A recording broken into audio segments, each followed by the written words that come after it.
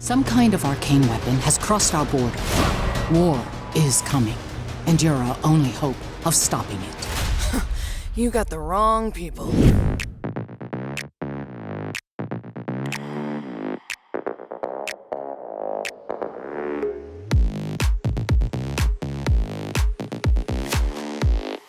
I think so. I mean, there was certainly less floundering on our part because we had done it already. we on our part floundering. Yeah, there was so much trying to figure out how we would approach the writing process, the art process, the production process. Of course, our amazing partners at Titmouse Animation helped with so much of that. But I think it was a well-oiled machine by the time we finished the first couple of seasons of Legend of Voxmon. Yeah, I think it allowed a little more flexibility to figure out how we could kind of tweak the process, like longer episodes, kind of, leaning into a little bit of a shift to format because we had the comfort of knowing we didn't have to do everything from the ground up ourselves. Yeah, we didn't have to worry about how we were going to make it. We could just worry about making it. So, it's great.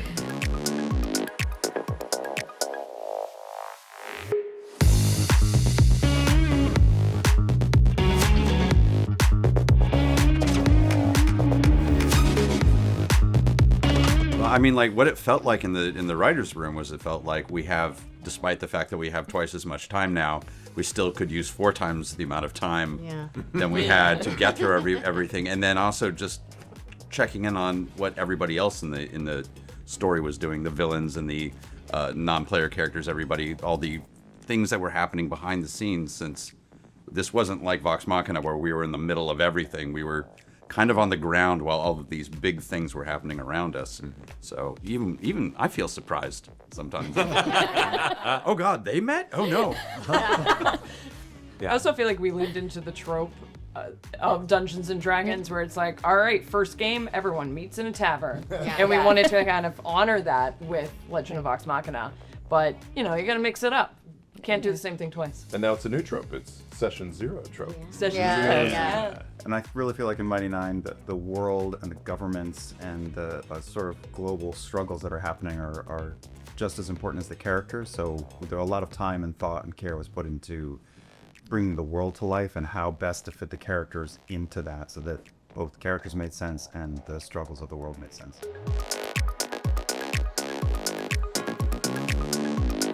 Guys. Seeing Rosanna realized visually, even just going through the process of like collaborating with the art team to give them kind of the descriptors and the ideas in our various imaginations, and then to see the art come back and go, that is so much cooler. Yeah, there's a moment in first episode where it kind of gets revealed, and my mind was blown. It was so cool to go see it. Yeah, audibly gasp. Yeah. Yeah,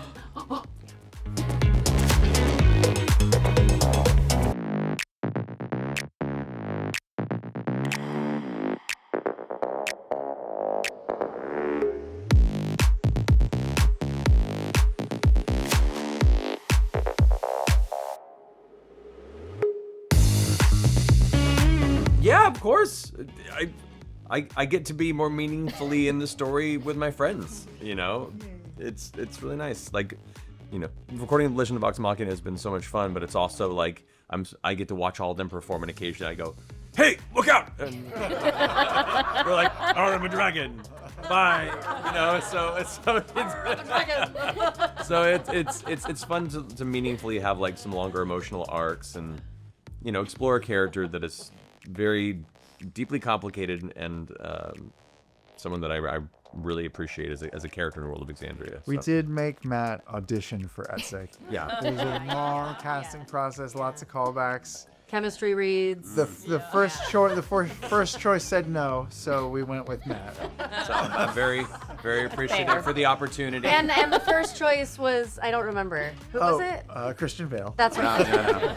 He auditioned, he wanted it, but then his schedule He was so didn't work close. out. Yeah. Oh.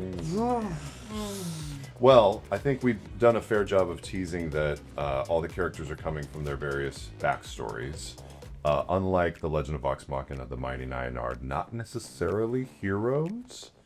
They have their individual motivations, and they are going to frequently be at odds with each other. So I think we'll be interested to see how people react to these characters at their origin when they're starting out. And like Matt said, there's a lot of love for characters like Essek, but he's not necessarily a great guy in the beginning. So we're going to be setting up the arcs of these characters, and I think there will be a little bit of shock in the beginning, just finding out and remembering where these characters started from and how they're going to move through the story together. I'm really excited for people to see how the art teams, the storyboard artists, the animators, they've all collaborated to bring the magical aspects of Exandria and the kind of intense action based around that magic to a whole nother level this series. It's really exciting. I'm excited to see that, you know, new fans and old fans alike are going to get to experience something brand new.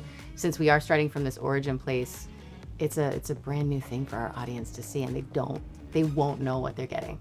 I think it's really interesting too, because so much of your campaign, like, unfortunately happened during COVID, like mostly like the end of, kind of like the middle and end of it. But so I think people, like fans, got very like even more so than probably usual, they got into like kind of escaping into this world, and it became really important to them, and now they get to see,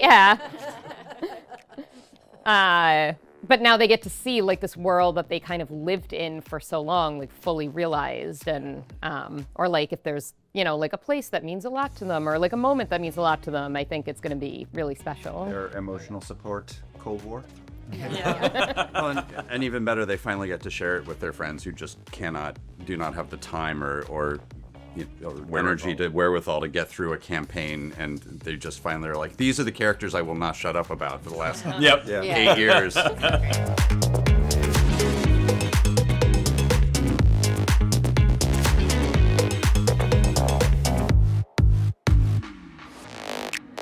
I mean, we still had our group thread of all of us going like, dream actors for this role. Who do you see for Trent? You know. What about Christian Bale?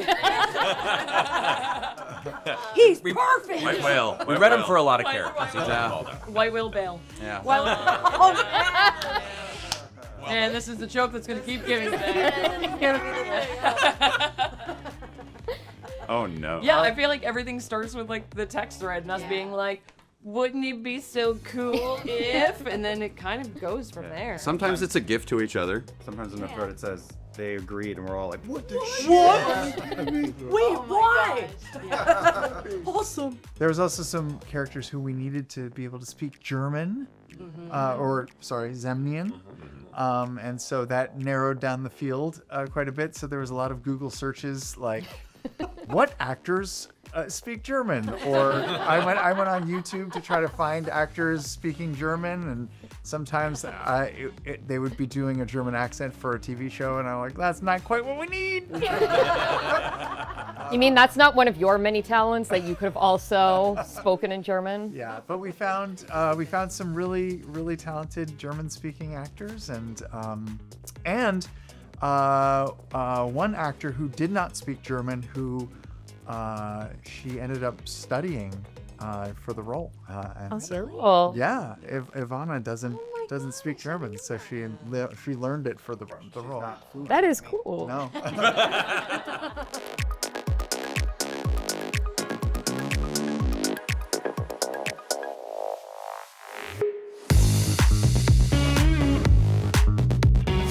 I'd say, like, admittedly, we love watching the reactions on YouTube. Oh yeah. The reaction videos were so fun. And it's like when you're flipping through and you see someone who doesn't know anything about the story, and then they're just like ugly crying, and you're like, fuck yes, that's correct. Broke. We did it. Yeah. I still love meeting people who love the animated series, love Legend of Vox Machina. I hope who will love Mighty Nein. And they say something like, are these characters based on something? And we say like, yes, there's actually a D&D campaign. And they're like, wait, what? Yeah. Yes. That's the best. Yeah.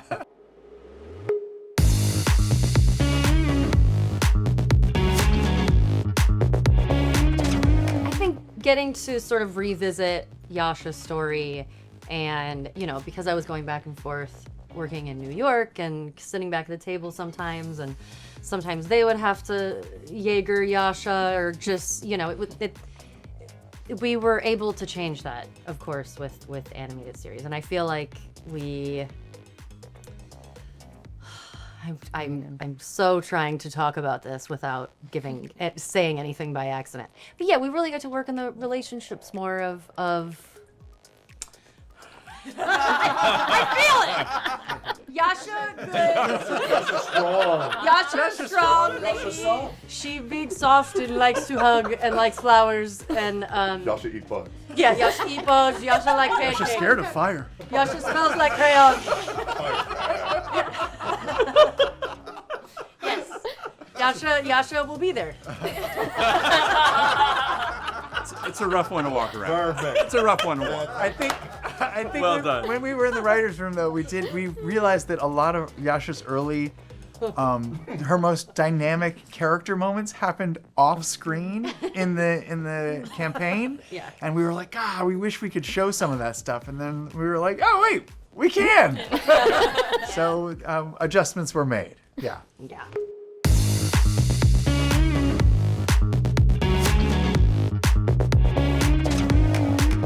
I think it's incredibly impactful. We've lived with these characters for so many years now, and so has the audience. But I think going back, it's very much like a stage show in which you try not to play the ending too much and go back to that spot where they started. But I remember we would write scenes and just be in the writer's room saying, oh man, when we record this, that's gonna be a day. And then you show up for the recording and you get to lock eyes with all of your friends. And you're so excited to do it all, but then some of these scenes hit so hard and you have to take a big breath and dive back into that trauma that these characters had. And it's so impactful and it's so meaningful. And I think for all of us, it's also a second chance to revisit those moments and hit it in a new way. And to us, there's nothing more valuable. The Mighty Nein and Caleb are very important to me. The whole story that we told and the character, I mean, I do this all of them, but him particularly, he's made up of all these little hidden pieces of my own life, and my friendship with Sam, and standing in the room, and Sam has mentioned this elsewhere, but like it was very, very emotional. Like I still can't believe that we got to tell this story with the depth and the love and the attention that we have, and it's still totally overwhelming, but the days in the booth where we would hit these deep emotional core moments were intense and gratifying and creatively rewarding and unforgettable to lay them down. Ooh.